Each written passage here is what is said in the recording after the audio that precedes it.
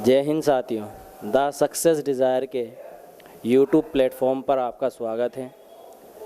जैसा कि आप सभी जानते हो कि यूपी ट्रिपल एससी पेट के ऑनलाइन फॉर्म आ चुके हैं और उसी को देखते हुए यूपी ट्रिपल एससी पेट के एक बैच को हम शुरू करने जा रहे हैं। इस बैच में हम केवल सिलेबस के अकॉर्डिंग पढ़ेंगे और पिछले साल जो भी पेपर आए थे, 2 पेपर जो 2 शिफ्ट में हुए, उनको भी करने का पूरा प्रयास करेंगे। फ़िलहाल तो हमें यही देखना है कि सिलेबस में क्या क्या चीज़ें पढ़नी हैं और उससे आगे हम चीज़ें स्टार्ट करेंगे। अगर हम बात करें पेट की, तो पेट का जो एग्ज़ाम है टोटल कितने नंबर का होगा आपका? 100 मार्क्स का। और इसमें से यदि हम अकॉर्डिंग टू विषय लेकर चलें तो भारतीय इतिहास 5 नंबर का होगा, भारतीय राष्ट्रीय आंदोलन भी कितने नंबर का है? 5 नंबर का। यानी कि कुल मिलाकर हिस्ट्री को देख लिया जाए तो हिस्ट्री आपकी आएगी 10 नंबर की। हिस्ट्री कितने की आनी है? 10 नंबर की। और यदि हम हिस्ट्री के सिलेबस को लेकर चलें तो हिस्ट्री के सिलेबस को ध्यान से देखिएगा क्या क्या चीज़ें इसमें मांग रहा है। वो एक तो उसने कहा है सिंधु घाटी सभ्यता, वो हमें है इसमें टॉपिक। वैदिक संस्कृति, बौद्ध धर्म और जैन धर्म, केवल 2 धर्म की बातें की है। ना तो उसने भागवत धर्म पूछा है, ना ही शैव धर्म पूछा है, ना ही लिंगायत संप्रदाय के बारे में कुछ जानकारी मांगी है। इसके अलावा मौर्य वंश में केवल एक ही चीज़ कही है, किसके बारे में पढ़ना है हमें? सम्राट अशोक। मौर्य वंश में हमें केवल और केवल जो जानकारी लेनी है वो सम्राट अशोक की जानकारी लेनी है। ना तो हमें उसमें चंद्रगुप्त मौर्य पढ़ना है, ना ही उसमें हमें बिंदुसार को पढ़ना है। केवल और केवल एक ही सम्राट को पढ़ना है जिसका नाम क्या है? अशोक। तो अशोक जब दिया तो अशोक के बारे में फिर डिटेलिंग में ही पढ़ेंगे। उसके बाद यदि हम बात करें गुप्त वंश की, तो गुप्त वंश में केवल 2 ही बादशाहों के बारे में या 2 ही राजाओं के बारे में पूछा है, समुद्रगुप्त तथा चंद्रगुप्त द्वितीय। भाई चंद्रगुप्त प्रथम भी थे आपके, इनके संस्थापक जो थे गुप्त वंश के श्रीगुप्त, घटोत्कच, ये सारे राजा हैं, लेकिन उनमें से भी केवल 2 राजाओं के बारे में जानकारी ली है, समुद्रगुप्त और किसके बारे में पूछा? चंद्रगुप्त द्वितीय के। इसका मतलब हमें कुमारदित्य के बारे में नहीं पढ़ना है, स्कंदगुप्त के बारे में भी नहीं पढ़ना है, केवल 2 राजाओं की जानकारी है। इसके बाद केवल उसने क्या पूछा है? हर्षवर्धन। अगर हम बात करें हर्षवर्धन के वंश में, तो ना तो उनके पिता की जानकारी लेनी है, ना ही उनके किसकी जानकारी लेनी है? भाई की जानकारी। हर्षवर्धन के बारे में पढ़ेंगे, जो भी उनके समय में कार्य हुए होंगे, जो भी बहुत संगति हुई है, कौन से चीनी यात्री इनके समय में आए, इनके किससे युद्ध रहे, इनकी राजधानी क्या रही, ये सारी चीज़ें हम किस में पढ़ेंगे? हर्षवर्धन में। इसके बाद राजपूत काल। अब इन्होंने पूरा का पूरा राजपूत काल कहा है और यहाँ पर डिफाइन नहीं किया कि राजपूत काल में से हमें किसको पढ़ना है। तो राजपूत काल थोड़ा टॉपिक लंबा रहेगा आपका इसमें। उसके बाद आपसे कहा है सल्तनत काल। सल्तनत यानी कि दिल्ली सल्तनत में 5 वंश रहे और उन 5 वंश के बारे में वो कुछ भी पूछ सकता है, वो चीज़ भी हमें पढ़नी है यहाँ पर। उसके बाद मुग़ल साम्राज्य, मराठा। अब देखो मुग़ल साम्राज्य में सारे मुग़ल बादशाह पढ़ने हैं, जैसे यहाँ पर मौर्य वंश में कहा था सम्राट अशोक ही पढ़ना है, डिफाइंड किया था, लेकिन यहाँ पर मुग़ल साम्राज्य में डिफाइंड नहीं किया है कि पढ़ना किसको। इसका मतलब जितने भी राजा होंगे वो सबकी जानकारी लेनी है हमें, ठीक है। उसके बाद ब्रिटिश राज का अभ्युदय और प्रथम स्वतंत्रता संग्राम, यानी कि ब्रिटिश ईस्ट इंडिया कंपनी का उदय किस प्रकार हुआ, और साथ ही साथ में पढ़नी है 1857 की क्रांति। और लास्ट में हमें पढ़ना है ब्रिटिश राज का सामाजिक आर्थिक प्रभाव, क्या इनके आर्थिक प्रयास किए गए, क्या सामाजिक प्रयास किए ना जिसका भारतीय संस्कृति पर प्रभाव पड़ा, वो सारी चीज़ें हम यहाँ पर पढ़ेंगे। तो ये है आपका मिडिवल हिस्ट्री। लेकिन एक चीज़ ध्यान रखिएगा, यहाँ पर ये मिडिवल भी एंशिएंट भी है और यहाँ की ये जो टॉपिक है थोड़ा कहाँ से लिए हैं? मॉडर्न हिस्ट्री के। सारी चीज़ देख ली, लेकिन यहाँ पर एक चीज़ पर ध्यान दीजिएगा कि इन्होंने विजयनगर साम्राज्य के बारे में जानकारी नहीं दी है, तो विजयनगर साम्राज्य पढ़ना भी नहीं है। भाई अगर सिलेबस के अकॉर्डिंग चलना है तो विजयनगर साम्राज्य नहीं पढ़ना है। ना ही हमें संगम वंश के बारे में पूछा तो हम संगम वंश की जानकारी भी नहीं पढ़ेंगे। ना ही इन्होंने मौर्योत्तर काल के बारे में बात की, ना ही गुप्तोत्तर काल के बारे में बात की। यानी कि ना तो हमें हिंदू यवनों को पढ़ना है, ना ही शक को पढ़ना है, ना ही बैक्टीरियन को पढ़ना है, ना ही पार्थियन को पढ़ना है। साथ ही साथ ना हमें सातवाहन को पढ़ना है, ना हमें शुंग को पढ़ना है, ना हमें कण्व को पढ़ना है, किसी को भी नहीं पढ़ना है। केवल जितना अकॉर्डिंग टू सिलेबस है उतना ही पढ़ेंगे, इसके ज़्यादा कुछ नहीं, क्योंकि आना कितने का है, 5 का आएगा। अगर पिछला पेपर देखोगे तो इतना हार्ड नहीं था, लेकिन पहला पेपर था इसलिए इजी था वो, लेकिन हो सकता है इस बार थोड़ा पेपर का लेवल बढ़ जाए, लेकिन आएगा इसी से, इससे बाहर कुछ नहीं जाएगा। अब हम बात करते हैं किसकी, भारतीय राष्ट्रीय आंदोलन की। अगर भारतीय राष्ट्रीय आंदोलन की बात करी जाए तो टॉपिक बड़े हैं, लेकिन सबसे अच्छे टॉपिक यहीं से है हर एक एग्ज़ाम में। यहाँ तो पेट छोड़िएगा, पेट के अलावा जितने भी एग्ज़ाम होंगे ये सारे टॉपिक उसमें पूछता ही पूछता है, ठीक है। स्वाधीनता के प्रारंभिक वर्ष जो भी होंगे हम सब पढ़ेंगे उसमें, किस प्रकार हम स्वाधीनता के लिए लड़ते हैं, ठीक है।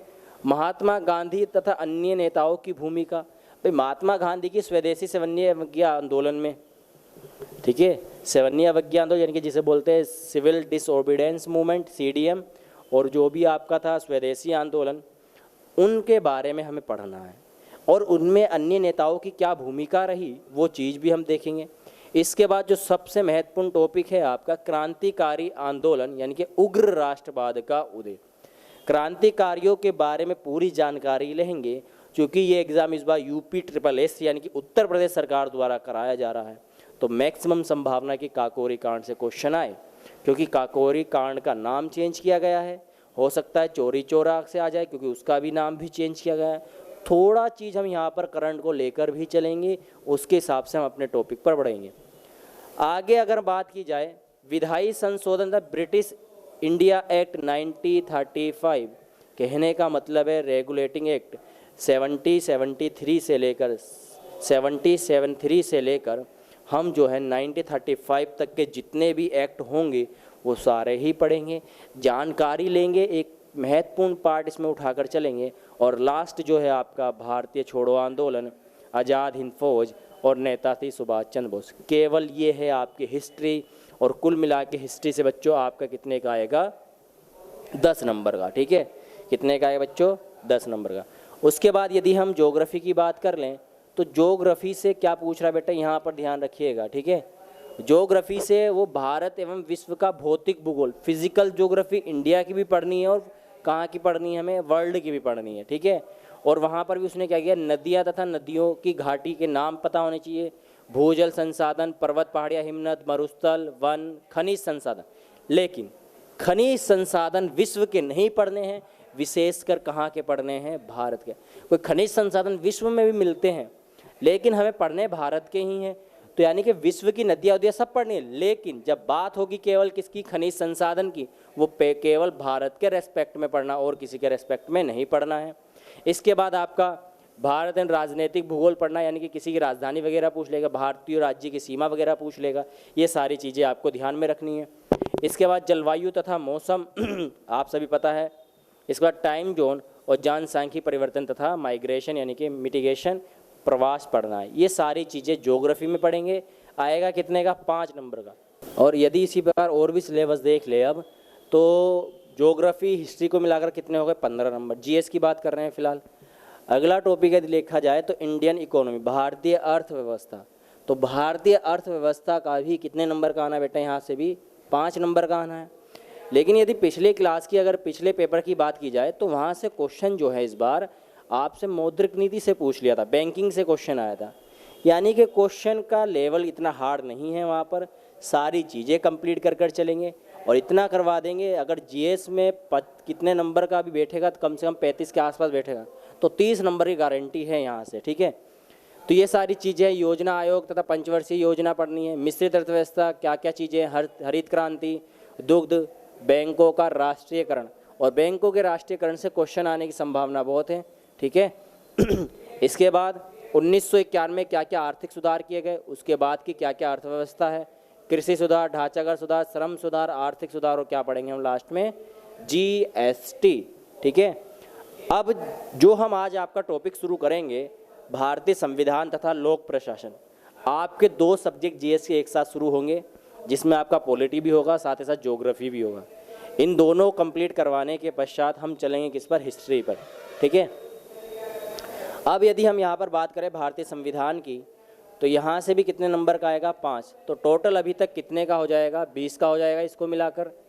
अब उसने कहा, क्या कहा है, पहली बार तो भारतीय संविधान की मुख्य विशेषताएं, जो विशेषताएं वो सारी विशेषताएं पढ़नी है, ठीक है। इसके बाद कुछ नहीं कहा है, केवल क्या पूछा है, डीपीएसपी बताना है, फंडामेंटल राइट्स और फंडामेंटल ड्यूटीज़ बतानी है, संसदीय प्रणाली, देखने में टॉपिक हल्का है संसदीय प्रणाली, लेकिन इसी संसदीय प्रणाली में हमें राष्ट्रपति भी पढ़ना होगा। और आप सभी जानते हो कि राष्ट्रपति करंट में भी रहेगा और उपराष्ट्रपति भी करंट में रहेगा, तो इसी के साथ साथ राष्ट्रपति और उपराष्ट्रपति पढ़ना है, क्योंकि संसदीय प्रणाली की विशेषता पूछ रहा, तो संसदीय प्रणाली के बारे में पूरी जानकारी लेंगे इसी में। उसके बाद संघीय प्रणाली, उसके बाद संघ तथा केंद्र शासित प्रदेश और केंद्र राज्य संबंध, जो कि आपका सबसे महत्वपूर्ण टॉपिक रहेगा। इसके अलावा 2 न्यायालय की बात की गई है, सर्वोच्च न्यायालय और उच्च न्यायालय, साथ ही साथ जिला प्रशासन, और हम पढ़ेंगे नगर पालिका तथा पंचायती राज व्यवस्था। तो टोटल कितना है, 20। और अगर हम साइंस की बात करें तो साइंस में कुछ नहीं पूछ रहा है, केवल साइंस का टॉपिक वैसे तो आशीष सर बताएंगे पूरे साइंस के बारे में, लेकिन फिर भी क्या पूछा है इसमें, आरंभिक भौतिक विज्ञान, कुछ भी पूछ सकता है भाई, थोड़ी बहुत जानकारी जो हाई स्कूल इंटर में ली होगी उससे बाहर नहीं पूछेगा वो इसमें। आरंभिक रसायन विज्ञान, आरंभिक जीव विज्ञान, इससे बाहर कुछ नहीं है। तो टोटल अभी तक जीएस में कितना हो गया, 25 नंबर। बाकी सिलेबस की जानकारी और टीचर देंगे आपको। और यदि हम बात कर ले अब भारतीय जागरूकता की, ठीक है, क्योंकि यहाँ से बहुत सारे टॉपिक है जो सारे आपके जीएस में ही कवर होने हैं। तो टोटल अभी जीएस कितनी की हो गई थी, 25 की, साइंस सहित कितने की है, 25 की। इसके अलावा आपका भारतीय एवं वैश्विक करंट अफेयर भी आएगा, जो आपको शायद भूपेश सर करवा सकते हैं। तो ये कितने नंबर का है, टोटल 10 नंबर का। इसके बाद यदि हम बात करें भारत के पड़ोसी देश, और हमारे टॉपिक की शुरुआत ज्योग्राफी में यहीं से होगी, भारत के पड़ोसी देश कौन कौन से हैं। ये पूरी का पूरा जो जीए है या जी है कितने नंबर का आएगा, 10। तो कुल मिलाकर अगर देखा जाए तो जीएस आपकी कितने की हो जाएगी, 35। अब इस 35 में से इतनी तो गारंटी है कि आप 33 तो कर पाओगे। अगर 2 किसी से आपसे नहीं होंगे तो शायद वो 2 किसी से भी ना हो। इसके अलावा हम यहाँ पर पढ़ेंगे भारत के राज्य तथा केंद्र शासित प्रदेश, 28 राज्य हैं, 8 केंद्र शासित प्रदेश हैं, उनकी राजधानी पता होनी चाहिए, इसमें इतना पढ़ना है। भारतीय संसद की जानकारी, उसमें राज्यसभा, लोकसभा, विधानसभा, विधान परिषद, ये सारी चीज़ पढ़नी है। इसके बाद राष्ट्रीय एवं अंतर्राष्ट्रीय दिवस की जो क्लास है हर संडे आएगी, बस राष्ट्रीय एवं अंतर्राष्ट्रीय दिवस की जो क्लास है हर संडे होगी। पहले नेशनल डे पढ़ेंगे, फिर इंटरनेशनल डे पढ़ेंगे, और कुछ डे जो सरकार ने नए घोषित किए हैं वहाँ से क्वेश्चन बनेंगे इसमें भी। इसके अलावा आपके जो विश्व में के जो भी संगठन है, जैसे WHO, उसने क्या कहा है, संगठन एवं उनके मुख्यालय पूछा है, स्थापना देख लेंगे फिर भी, WHO, WTO, UNSC, IMF, इस प्रकार के जितने भी संगठन हैं उन सब के बारे में पता होना चाहिए, और केवल उनका क्या पता होना चाहिए, मुख्यालय। भारत के पर्यटन स्थल, यानी कि भारत में घूमने की जगह कौन कौन सी है, ठीक है, जैसे बद्रीनाथ, केदारनाथ, ये सारी चीज़ें। भारतीय कला एवं संस्कृति बहुत बड़ा टॉपिक है, और यहाँ पर जब हम पढ़ेंगे ना, कुछ कवर तो हम इसमें कर लेंगे सल्तनत काल में। भाई सल्तनत काल में कुछ कलाएँ बनी, जैसे कुतुबुद्दीन ऐबक ने किसका निर्माण कराया, कुतुब मीनार का, वो इसी में कवर होगा, ठीक है। इस प्रकार जितनी भी चीज़ें वो इसमें कवर होगी। इसी प्रकार मुगलों, जब मुगल पढ़ेंगे तो मुगल ने किन किन कला एवं संस्कृति का विकास किया, जैसे अगर हम बात करें मकबरा, हुमायूं का मकबरा है, फतेहपुर सीकरी है, बुलंद दरवाजा है, ये सारी चीज़ें इसमें पढ़ेंगे। भारतीय एवं विश्व के खेल, और हमें किसके, भारतीय अनुसंधान संगठन, यानी कि हम यहाँ पर इसरो के बारे में भी पढ़ेंगे, DRDO के बारे में थोड़ी बहुत जानकारी लेंगे। इनके मिशन के नाम पता होने चाहिए 2-4, बाकी आपको प्रसिद्ध पुस्तकें और लेखक के नाम पता होने चाहिए, कुछ हिस्ट्री में कवर हो जाएंगे। और लास्ट आपका टॉपिक है पुरस्कार एवं विजेता, और इन पुरस्कार में से एक तो भारत रत्न का पता होना चाहिए और नोबेल पुरस्कार की जानकारी होनी चाहिए। इसी प्रकार खेल का जो सर्वोच्च पुरस्कार है उसकी जानकारी होनी चाहिए। ये पूरा जो सिलेबस है वो GS का सिलेबस है, और वो कम से कम कितने का हो सकता है आपका, टोटल मिलाकर देखा जाए 35 का। तो ये चीज़ हम पढ़ेंगे, केवल सिलेबस के अकॉर्डिंग है, इससे बाहर कुछ नहीं होगा। तो अब हम क्लास शुरू करेंगे अगले दिन से, तब तक के लिए दोस्तों जय हिंद, जय भारत।